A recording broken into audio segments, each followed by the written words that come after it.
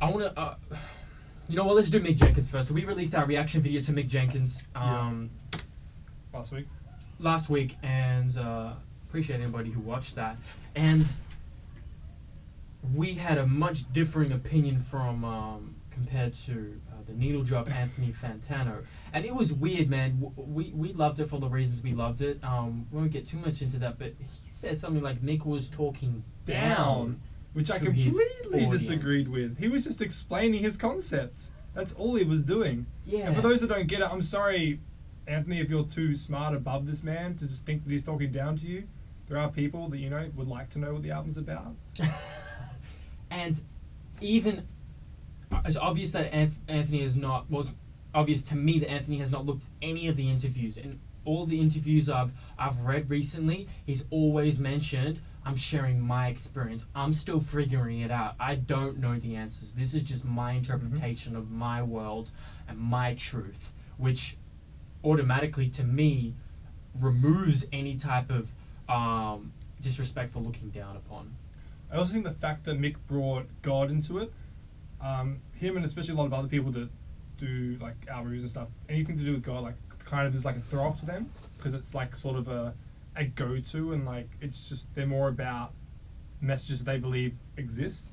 Right, I get that, Whereas to me, I love a good like album based off religion if it's well fortified. Like, because Chance tried to do it with Chance 3, but because it was like, I didn't like how he tried to, like, I liked how he brought all the rappers together, all the different sort of, which we'll get to later, all the different sort of people together. But him like bringing a lot of the gospel to the album, I thought didn't do very well with it. Well, THC, in our opinion, has it grown you? How have you felt the last week listening to it? How's your opinion on it changed? What have you noticed differently about the maturation of an album after listening to it after release? I've noticed that.